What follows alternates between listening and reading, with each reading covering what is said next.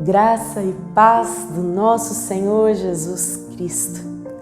Nunca é demais a gente lembrar que mais do que um jeito dos cristãos se cumprimentarem, quando a gente se saúda com a graça e a paz, a gente não está falando de qualquer graça, nem de qualquer paz, mas sobre aquilo que nos une em Cristo Jesus. A sua graça salvadora, libertadora, redentora e a paz que nos segue, que nos acompanha em todo o tempo, sejam dias chuvosos ou nublados, ou sejam dias quentes e ensolarados, a paz está sempre lá, assim como a presença do nosso Senhor e Salvador Jesus. No devocional dessa manhã a gente vai dar continuidade a essa série em 5 partes sobre a parábola do semeador. Se você nos assiste e gosta do conteúdo que a gente produz com a graça desse Deus, não deixa de interagir com a gente, deixa aí o seu like, deixa um comentário breve e compartilha essa mensagem com mais alguém. A parábola do semeador é uma das mais conhecidas do mundo todo. Está presente em 3 dos 4 evangelhos e é muito importante, porque é a primeira de uma série de parábolas que Jesus ele passa a contar para revelar os mistérios do reino de Deus, do reino dos céus aos seus discípulos. E todas essas parábolas elas vão aparecer no próprio capítulo 13 de Mateus.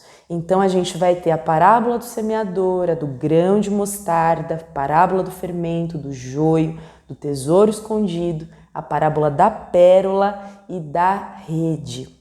Nesse momento, Jesus ele estava falando de cima de um barco para uma multidão sedenta que o escutava de pé na beira da praia. Então Jesus começa a dizer assim: eis que o semeador saiu a semear, e ao semear, uma parte caiu à beira do caminho e vindo as aves a comeram. Mateus 13, 3 e 4. Imagine só como era um solo de estrada nessa região desértica do mundo. O solo num lugar desses provavelmente precisa ser muito bem trabalhado para receber uma semente. Mas um solo de beira de estrada, pisado, batido e sem trato, se torna duro. Sendo assim, a semente ela não chega nem a entrar na terra e acaba virando comida para os pássaros. A própria narrativa dos evangelhos vai contar para a gente que Jesus aqui não estava querendo falar de agricultura com a multidão. Na verdade, cada um dos 4 solos representava um tipo de coração. Todos, sem exceção, recebem o evangelho, mas apenas um solo seria apropriado para gerar frutos. Nesse caso, o primeiro solo fala do coração endurecido. Aquele que é tão impenetrável que a palavra de Deus nem chega a entrar. A palavra, ela literalmente entra por um ouvido e sai pelo outro. O coração duro geralmente é indiferente. É um solo que nem chega a perceber que está sofrendo por nunca poder cumprir o propósito para o qual ele foi criado. Esse solo ele nunca vai gerar fruto algum e ele vai passar por essa vida seco, sendo roubado pelas aves que na parábola representam o próprio maligno que arranca a palavra semeada nos corações. Mas e quanto a nós? Em que terreno a palavra do Senhor tem pousado? Quanto tempo essa palavra tem durado no nosso coração? O que é que ela tem produzido em nós? Frutos de arrependimento e conversão ou um misto de indiferença e religiosidade? Peça para o Senhor para Ele examinar o seu coração. A gente tem a tendência de ser generoso demais em justificar os nossos próprios pecados e enganos. Por isso é somente a sondagem precisa do Senhor Criador que pode revelar como é que está o meu e o teu coração.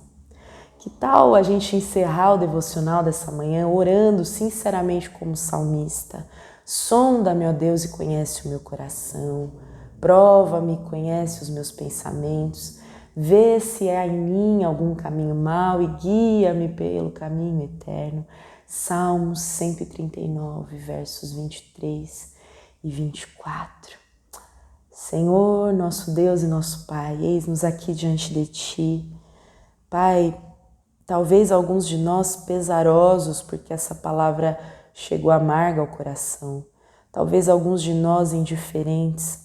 Talvez alguns de nós alegres, porque a palavra, quando produz arrependimento, ela também gera alegria em nós.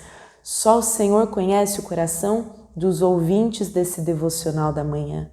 Por isso eu clamo a Ti, meu Pai, que o Teu doce Espírito, que faz a sondagem de solos de coração como ninguém, possa invadir o coração desses meus irmãos, desses ouvintes, daqueles que nos assistem hoje pela manhã, e faça uma obra transformadora, o maior milagre da história.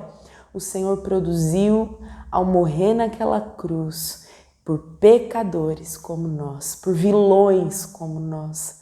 A gente sabe, Pai, que muitas vezes a gente não está bem, mas o nosso coração ele é muito bom em esconder de nós o real estado da nossa alma e do nosso espírito. Por isso que seja o Senhor a entrar em nós e trazer à luz aquilo que precisa ser transformado. Restaura o terreno do nosso coração, invade a nossa escuridão e faz de nós um solo fértil a frutificar para a vida eterna. No nome santo de Jesus, recebe a nossa oração e o nosso coração nesse dia. Amém. Amém, querido, que Deus abençoe você. Você pode acompanhar todo o nosso conteúdo baixando o nosso aplicativo ou seguindo as nossas mídias digitais usando o QR Code. Deus te abençoe!